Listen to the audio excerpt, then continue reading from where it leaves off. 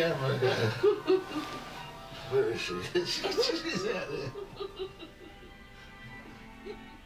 He has been the only person in my life who never made me feel really conscious of my disability. He always said, "You're not a disabled person, you're somebody who needs a bit of help." But the wonderful thing about him, and the thing that I will always love him for, is that he's never said, "My aspirations to do something is ridiculous." He's always said, "Go for it." He's made me believe in myself in a way that nobody else could. Okay. She says I give her a lot, but she equally gives me a lot. I wouldn't want to go back to where I was before I married her. There were a lot of people that criticised us and said it was all wrong. I think we proved them wrong. We're very deeply in love with one another. The sexual side of our marriage has always been incredibly difficult due to cerebral palsy. And obviously I'd been relatively deprived of sexual contact. And fortunately I'm fairly well endowed on the boob front. It's my best bit of my anatomy because nothing else is very good. And fortunately he's very much a breast man.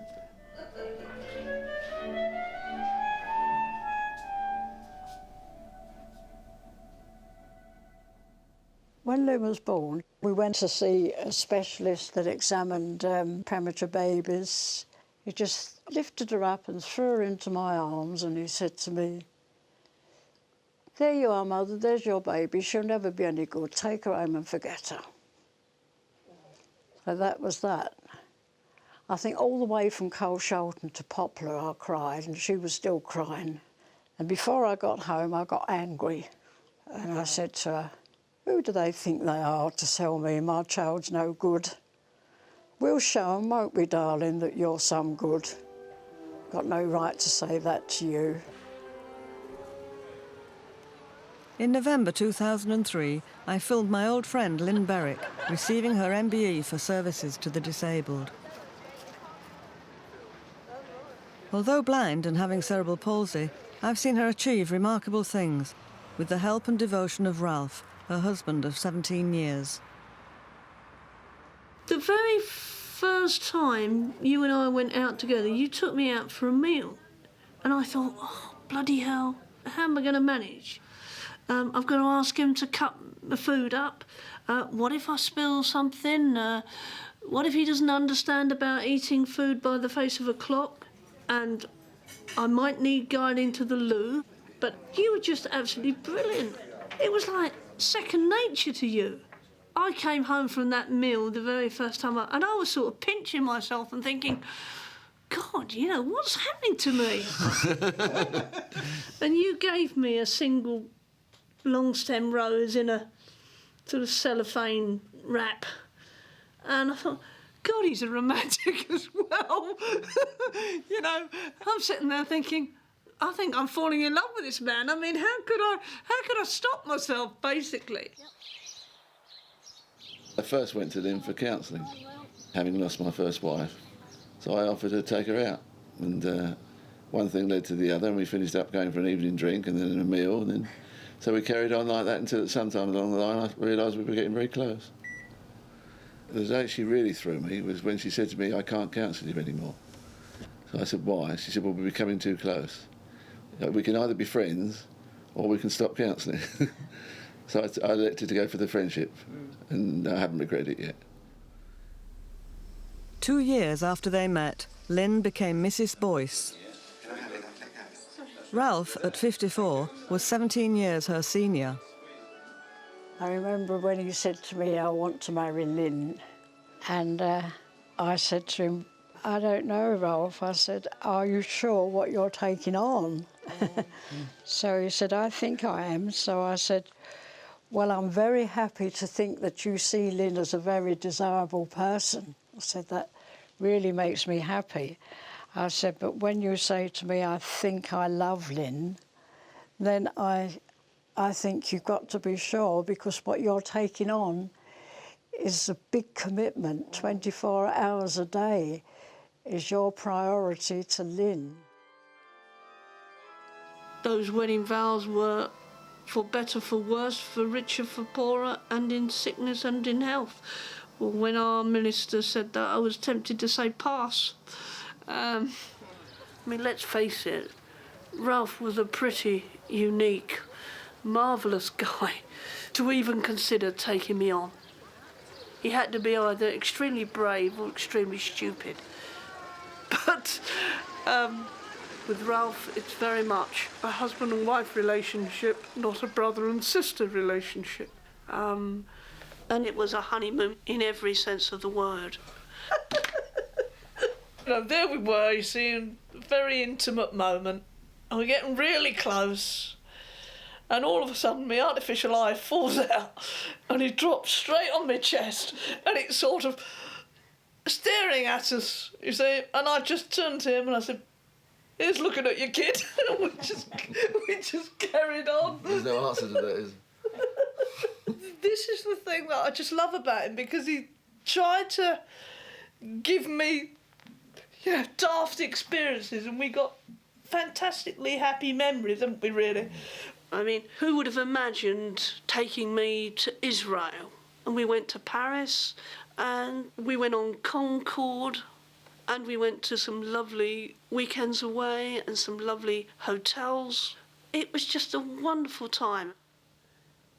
But we used to go away to these hotels and holidays, and we'd come back absolutely knackered and feeling as though we needed another holiday because the accommodation was so inadequate for people with disabilities. So rather sitting in a corner and moaning about it, we decided to set up a charity to see if we could make a difference and provide people with the right kind of facilities. Every penny counts. When we started this trust off with a group of people around a table, we had very little going for us. And there were people out there that said, you'll never make it. This trust to Lynn and myself is the one thing in life we want to prove, because we want to prove that there's places out there where disabled people can go and have nice holidays. In 1997, after 5 years of hard fundraising, Lynn and Ralph invited me to Norfolk for the opening of their very first purpose-built holiday home. I'd like to thank all of you for coming. I think this is one of the happiest days of my life. I knew we'd make it one day. We had a lot of drawbacks on the way through and a lot of hiccups and that sad time. Without your help, we just wouldn't have been able to build it. Thank you very much indeed. This is our baby. The fulfilment that I get, like other people have children, I feel tremendously proud that Ralph and I have set this up, and it's my ambition before I die to have properties north, south, east and west. Berwick Cottage was a fantastic achievement, but in their moment of triumph, a shadow was cast over their future. Ralph was diagnosed with Parkinson's disease. An incurable degenerative illness, it gradually leads to loss of speech and movement. I feel very angry about getting Parkinson's. It's unfair. Why me, But now we had a big problem because the person that was going to be looking after Lynn was now becoming a person that may in later life need help himself. What colour are the flowers? Are they yellow? Lynn's got all her problems, and now I've added to her problems with some of mine now. July 2001, 4 years after Ralph's diagnosis for Parkinson's. He's now got problems with his knees, but is still Lynn's full-time carer. We both get very tired because we'll both get up during the night, and that won't necessarily be at the same time. So you get very much 2 hours sleep, then a break, then 2 hours sleep. An able-bodied person can get up in the middle of the night, go spend a penny and be back in bed within about 3-4 minutes. Us, half an hour, 40 minutes. Most times we go through the night with about 6 hours sleep at the most. She's got to ask me for everything she wants. And at times she does ask at the wrong time. once she woke me up and said, "I need to get up, Ralph," and I said no and went back to sleep. But it didn't last long because she woke me up again by thumping me. Missed.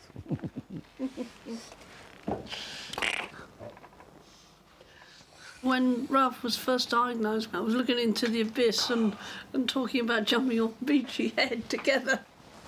Right then, love. If it gets really bad, we'll just go together, you know, push the car over the top. Fortunately, we usually manage to hold each other up. When I'm down, he sort of bucks up because he has a purpose, and vice versa. As far as I know, you never took your lunchtime pill. I'm one down. So the best thing to do now is to take one now with a piece of bread or something, otherwise you'll feel sick. Right, I've got one. And then have one about 9 or 9:30, otherwise you'll be taking all your Parky pills on top of each other. Without her, I don't think I'd be functioning. I've got Parkinson's, and if I don't take my pills, I can't help her. But it still becomes a drudge when your life revolves around pills. I think I was up to about 28 a day at one time, and they had to be taken in order.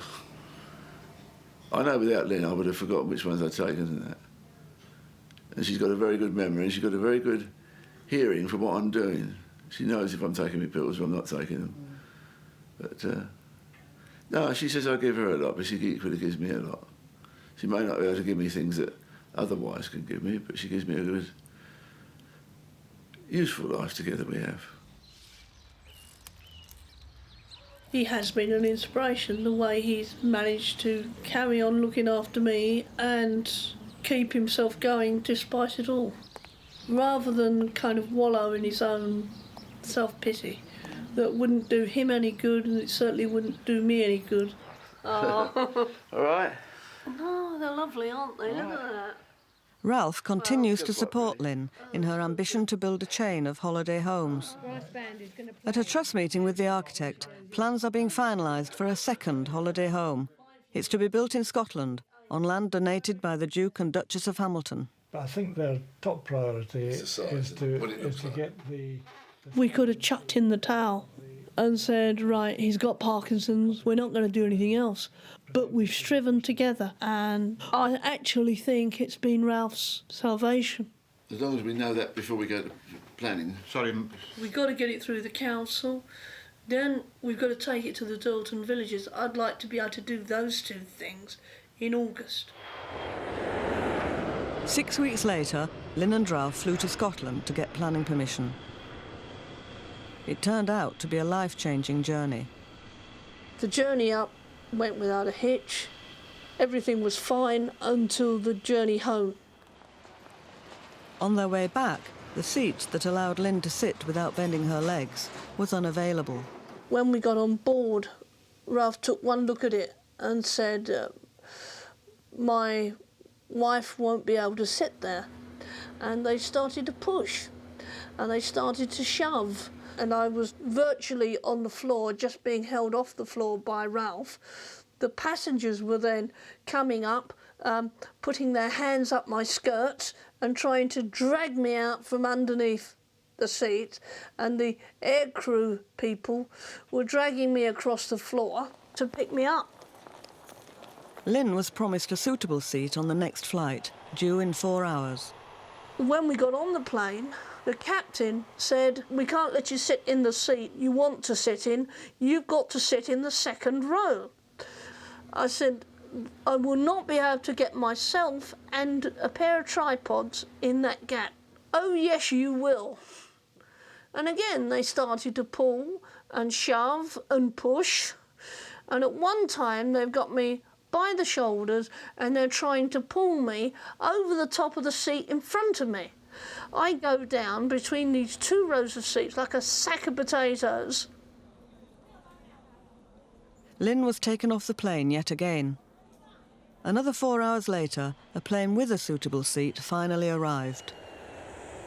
My knees have swollen like footballs, and I was thinking, my God, I feel like I've been run over by a steamroller, but how I've got to get out of this wheelchair and I've got to get in that aeroplane because I've got to get home. It doesn't matter about the pain.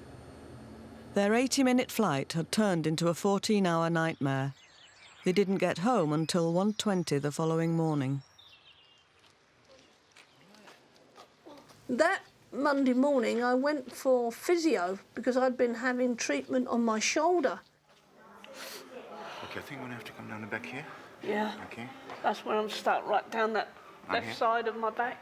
Okay. The guy took one look at me and he said, "Oh, bloody hell, what have they done to you?" He said, "Your spine is so twisted, I don't know where to start." Yeah. Okay, let's relax a bit there. Yeah, but it's lower down on that shoulder joint. It's rock solid just behind it. Okay, fine. I'm just going to The put some... day after, the particular airline in question sent the most massive bouquet of flowers you've ever seen in your life. And I rang them up and I thanked them for the flowers. And I said, "But you will be hearing from my lawyers this morning." And they said, "Yes, we thought we would." Liability wasn't an issue, and the airline offered Lynn £85,000 in compensation. An offer her lawyer advised her to refuse. She lives a very active life, and that's something that I would like to think that she can continue to do, because she is a very important member of society. It would be unfortunate if the deterioration in her condition means that she's unable to do anything. She no longer feels that she's in control of her life or her body. Bloody tense, I can't move. Lynn is having a very bad patch with regard to the pain levels, and she's virtually never out of pain now. And I don't think any of us can realise where that pain must drain on her. And I don't think that will get better. And the prospects are that it will get less, she'll be able to walk less, she'll be able to do less. That will put a terrific physical strain on me. And it depends if I can hold up long enough to keep her going. She's going to need more care, and I'm getting to the stage now where I want to have a little bit of rest of my own.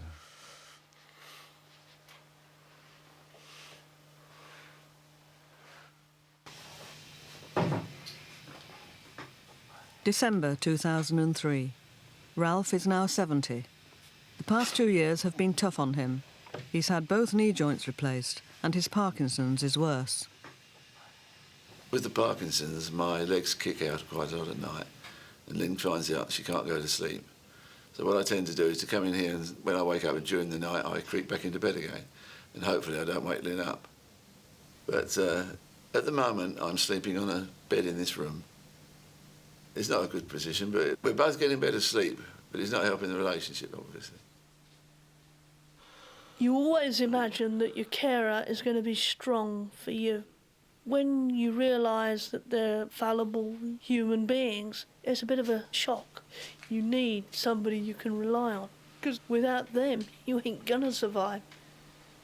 When you are dependent upon someone who's got equally as big a problems as yourself, that is really scary. Over the last 2 years, Lynn's constant pain and decreased mobility have taken their toll on Ralph.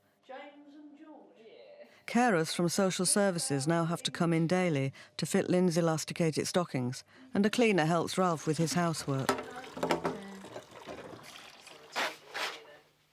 Despite her problems, Lynn still runs a successful Braille translation business. But because she works, she's only entitled to the basic disability allowance of £58 a week to help pay for care. Everything that I earned last year has just gone in care cost. I have friends that have loaned me £10,000 to pay for care at this point, and I do know that there are a nucleus of people out there who genuinely care about me and have helped me through this really difficult and horrendous 2 years. The biggest drain on Lynn's income has been the need for a 24-hour carer to come in every few weeks to give Ralph some respite. What are you going to have to drink, Ralph? Anything you want, please. Yeah, you, Lynn? When Liz came to our lives, we were just rock bottom. Ralph was so exhausted and unmotivated that it created terrible tension and pressure between us. If it hadn't have been for Liz arriving on our doorstep, we might not have been together now. And she just gave us lots of love and TLC and brought us back from the brink, and, you know, we've gradually sort of got our life together again. When I first came, Ralph said, if I tell you the truth, I don't like having a carer in the house. So at first I felt quite offended, but I realised what he's saying. He said, I just want it to be the two of us because that's how I always wanted it. That's why I married Lynn, because I love her and I wanted to look after her. And that's been taken away from me. So I feel like my life has been halved. But he said, if I must have somebody, I prefer it to be you. Ralph has just started an experimental drug regime in the hope of improving his condition so that he can continue to look after Lynn on his own. The next 3 months are a little bit downhill for them while they sort out Ralph's drugs. It could be very positive. He could get well sorted out and they could raise their living level in, you know, enjoyment. Whoops, there you go. Thank you, thank you. That's quite all right. If you think that because Lynn is disabled, and I'm disabled as well, really, and we live in one another's pocket 24 hours a day, 7 days a week, and don't take this wrongly, I need to get away from Lynn sometimes. And she from me. And it's nice sometimes when Lynn goes out with her carer. Held my hand, we said, oh, this is lovely, isn't it? Today, Liz and Lynn are off to a performance of Handel's Messiah at the Albert Hall. Well, here we go. Here we go. Yes, again. It breathes a sigh of relief when I go out. Bye.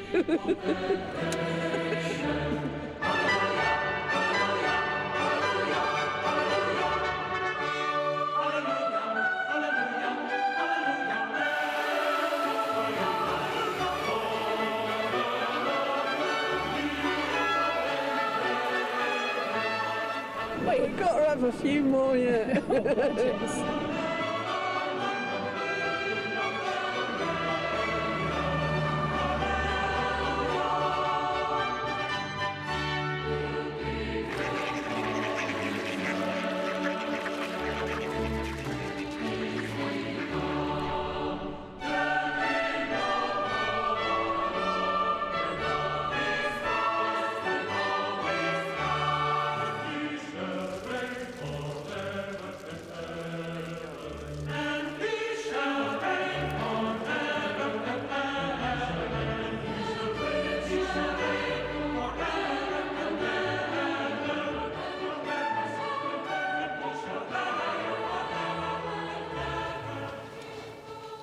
There we are, darling. Thank you. Okay? Yeah. Sleep tight. God bless. And you. Night-night. Thank you for your help today. I love you, Mrs. Yeah. Call me if you need me. Ralph? Ralph? Sorry, I didn't mean to make you jump. Lynn's in bed, all right? All right, darling. Sleep well.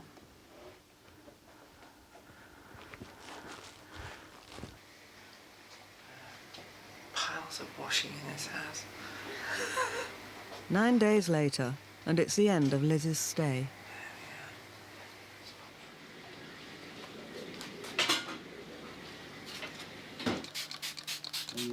Usually Ralph gets Lynn up in the mornings because they like to spend time together, and when there's a carer in the house, that's probably the only time they get to really have some private time and chat. So, but sometimes when Ralph's Parkinson's sort of gets the better of him, well then I get Lynn up. But I think he's finding it increasingly difficult to get up and look after her first thing in the morning, but he won't admit it. He won't give in, which is admirable. I think all the things I've got to do before I leave, I feel like going back to bed.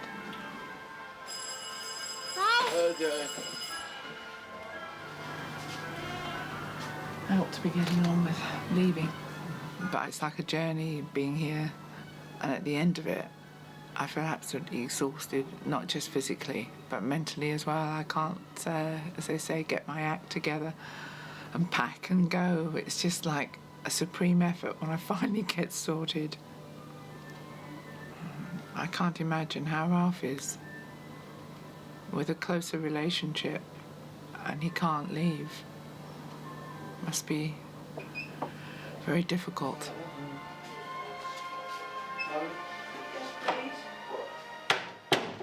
I've got £500 here. Okay. I need another 16. Well, wait a minute, let me count it, because, I mean, if it's £20 more, you may as well have it back. You never know. We can cut an arrangement. You and I are £10 each. 20, 40, 60, 80, 100.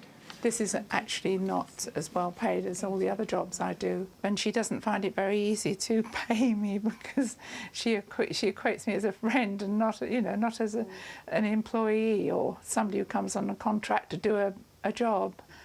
And she's had a lot of money worries. There's so much stress caused by her injuries in the airline, worrying about whether she's going to be able to cope monetarily, whether she's going to be able to afford carers, etc. And I always worry when I'm leaving them because they're not in a position to have carers all the time. And I feel concerned that they're going to come a trifle unstuck while I'm away because of their difficulties.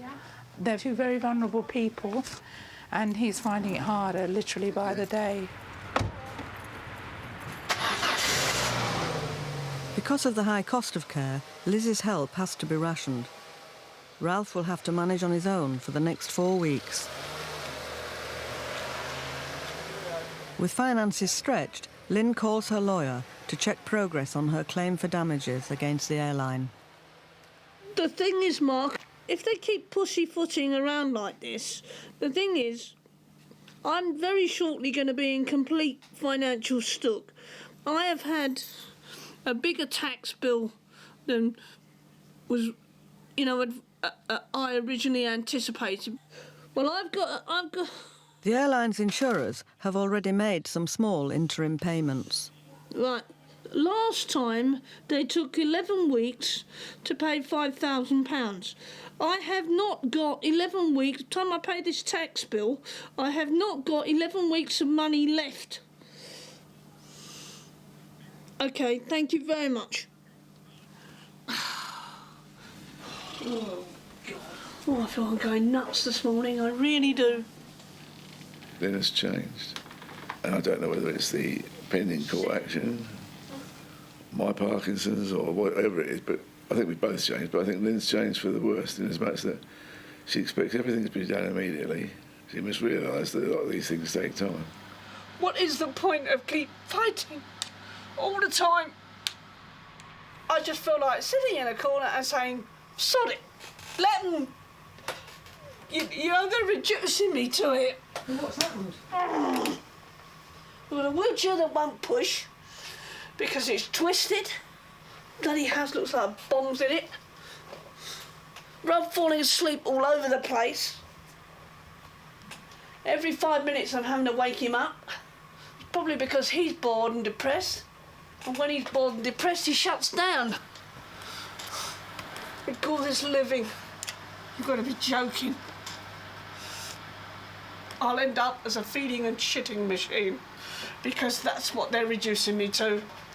It all boils down to toilet breaks and not much else. And I'm just totally fed up.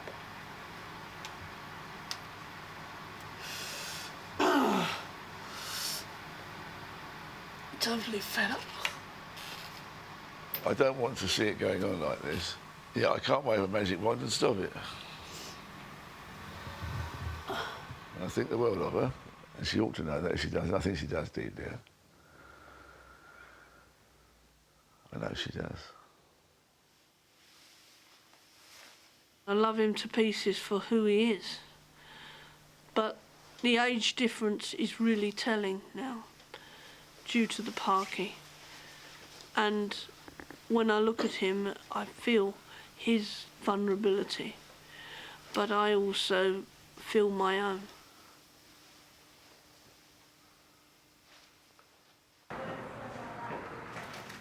Lynn's lawyer has arranged for her to be examined by an expert in cerebral palsy to establish the extent of the damage she suffered on the plane. The prognosis was pretty bleak for the future. When someone tells you your life could be consumed by pain, I think it was almost a bigger shock than going blind, to be honest with you. It just hit me like a sack of potatoes. Yet I had to pick myself up and keep going. And what I actually felt like doing was just ending it there and then. It's going to spasm. She said that my disability was at a level as though I was 68. And here I am, 53. The prospects of Lynn for finally finish up being in a wheelchair all the time, being hoisted into bed, hoisted onto the toilet, meaning that we want 2 carers, because I can't do it on my own, and one carer won't do it. No, she's being hoisted.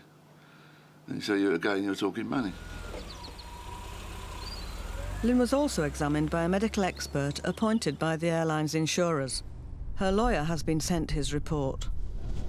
We've just had the 2 medical reports, particularly the defendant's report, and the difference in the assessment of the advancement is very significant.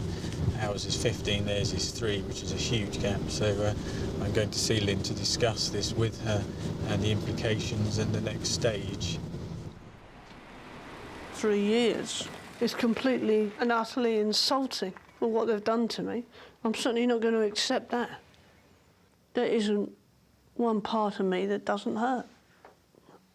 I just don't know how long you can go on like that. I just feel I've been beaten into the ground by this airline who have got more money. The outcome of claims isn't dependent on who's got the most money. It's dependent on the quality of the medical evidence, because that determines the value of the claim. It's a delicate time for Lynn. Are the doctors going to agree? Is she going to be happy on what they agree? If they can't agree, how quickly can we get the matter to trial? If we can't get it to trial for a long time, how is she going to pay for the care between now and the date of trial? It's a problem for Lynn, but she's really got to hang in there. To make ends meet, Lynn decides to cash in some of her savings. Let him go. Who never knows? I might have lost the chance of getting £1 million now. They assume that because of my situation, they can break me. Well, not without a bloody good fight, they can't. Not without a good fight. It's not the only fight they have on their hands. With Liz gone, they've got to cope on their own. What are we doing about lunch? You could pop down and get some ham or whatever. No, I'm not popping down. All right, OK, so you're not popping down. I'm just giving options. You're not. I'm just saying you could either get some ham or something, or we could go out for a meal. We haven't got time to go. Lynn is becoming now, I want, much more than she ever used to be. She gets very agitated, and I want, and that wears a bit thin at times. Come on, friend.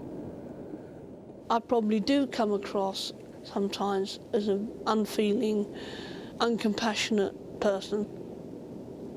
But if I was to let him see just how frightened I was for him as well as for me, and I went all mushy on him, he just wouldn't function.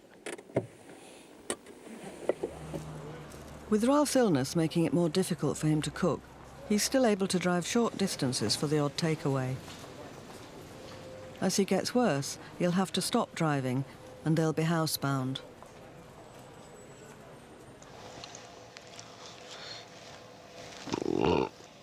Ralph, wake up before you fall on the floor, dear.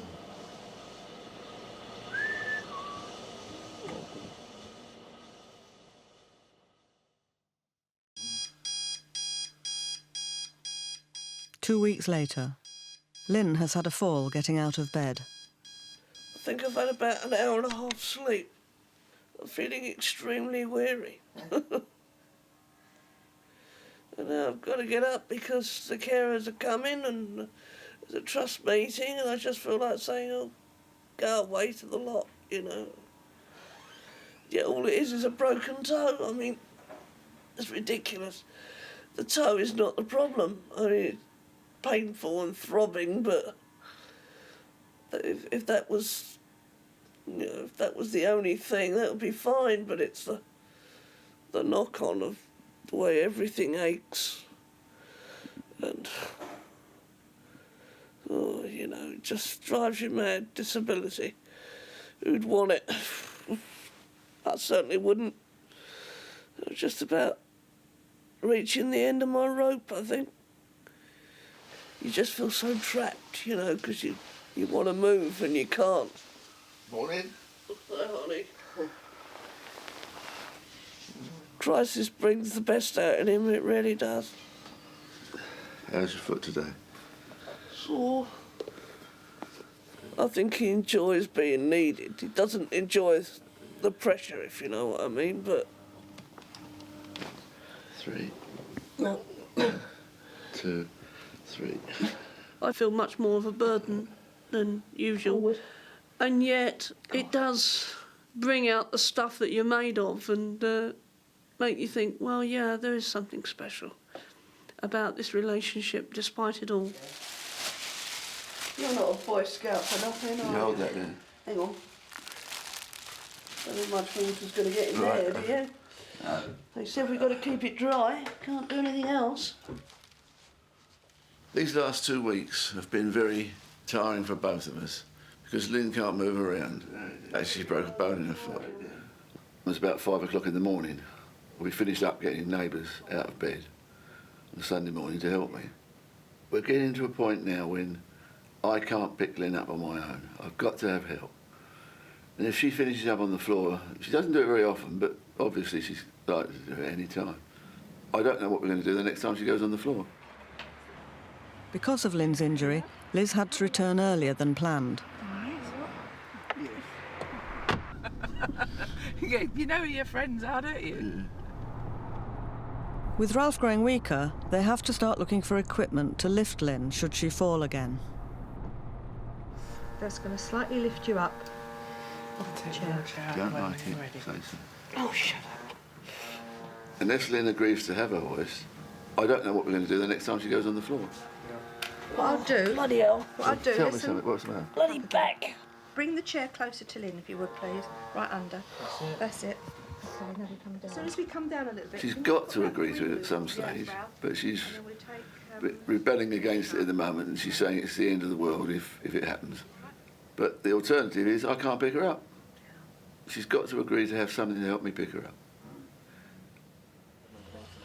When I was slung up in that hammock, I was so choked up inside, and everybody was deciding what they could do with me. I felt like a parcel instead of a human being. And for me, it just felt like the final nails in the coffin, really, that this is what my end is going to be like. And I just couldn't cope with it.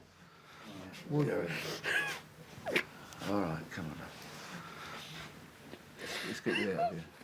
Let's get her out. I know what the knock-on effect is. Because I'm not mobile, the problems of deterioration, and I'm having to do these things when I don't want to do them. That's it. If she goes downhill fast, and we're talking about when she wakes up now and says it's not worth it, and she speaks to her Lord and says, you know, what are you doing this to me for? I can't go on like this. And she's giving up. I've never known Lynn do it. And I think the pain has just got to her now that, you know, she's giving up. And we've got to very quickly get rid of this pain, or else get her on her feet again. That's one way of doing it.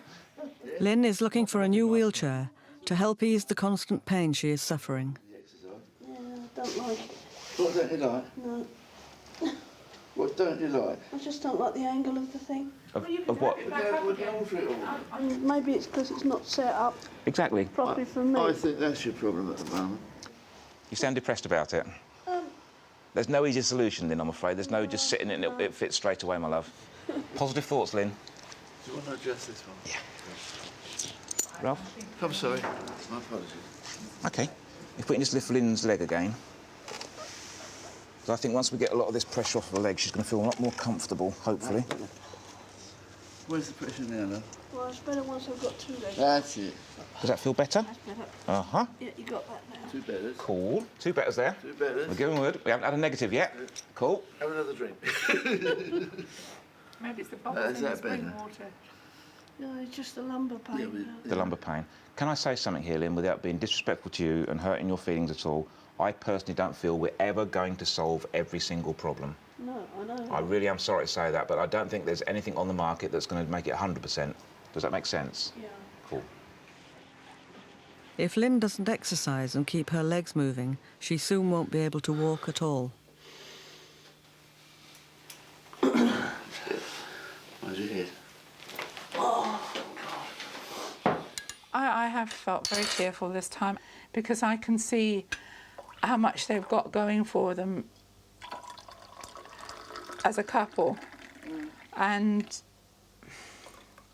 they're lost in this mire of money and pills and that kind of thing. And I think you're missing, you know, you're very lucky. A lot of people would give their eye teeth to have that kind of relationship. Forget, you know, cerebral palsy and the Parkinson's and all the rest of it. On occasions in my life, I would have given my eye teeth to have the sort of love and affection that those two have for each other underneath all this. More than one occasion, I've walked away and sat down in here when they've been, let's say, in the loo, or Lynn's been in a bath, and I haven't been able to stop the tears. It's not been good, not on this trip anyway, but I should be back. To try and cheer Lynn up, Ralph decided to get a puppy. Come on, that's a good boy. Come on. Harvey. Hello. Hello. Oh, you good boy. Oh, hello.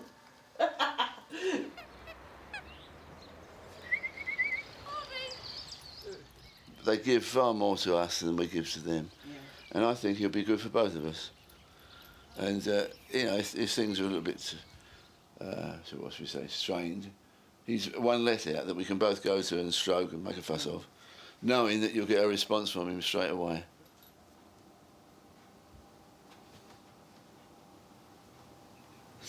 But they don't want it to go to court. Bad news from Lynn's lawyer. There are yet more delays as the medical experts negotiate. I think it's appalling, absolutely appalling. I thought we were getting to the end, but nearly 3 years, and really we're not much further forward. What they're trying to do is to cripple us financially. They can then offer her less, and she'll take it. But unfortunately, they don't know Lynn, and maybe we'll fight them all the way on that one.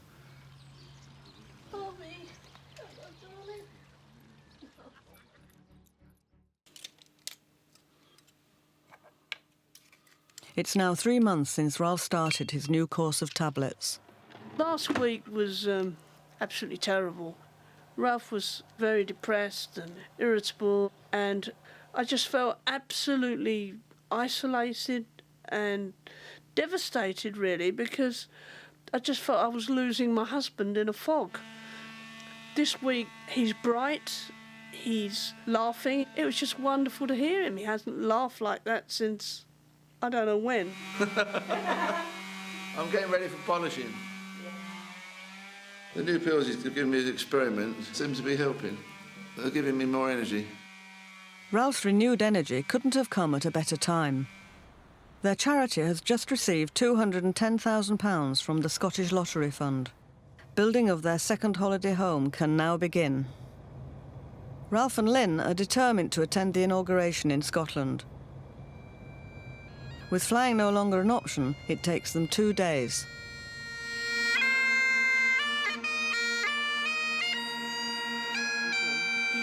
Lynn has been asked to turn the first piece of soil on the land donated by the Duke and Duchess of Hamilton. It really is quite remarkable to be here. I would not have been able to manage without my husband Ralph and Liz, who've given me absolutely amazing support on the road. My deepest thanks go to their graces, the Duke and Duchess of Hamilton, because it made a vision a definite reality. Thank you very much. You forget that Lynn is disabled, let alone blind. To go on and achieve what she has achieved, I think perhaps, I don't know, but I would imagine, because of meeting with Rolf, her husband, I think that really must have made it. And I've always felt that two people who really care about each other can move mountains together, far better than one person on their own. And I think together they've achieved it. You Wally! I'm older than Lynn, and it's on the cards that I would go before her. And if I go, I don't know where she's going to get the support. Because if anything happened to me now, she would be probably in a home by 2 or 3 weeks down the road if she wasn't very careful. So what we tend to do is to do anything we want to do, we do now, because tomorrow might be too late. I don't know what my life would be like without him. Deep down, despite all the struggles, I still adore him. And if I'm not here because my disability has got the better of me, I hope that he will remember that I loved him in a way that I've never loved anything or anybody else. All right, mate? Yeah.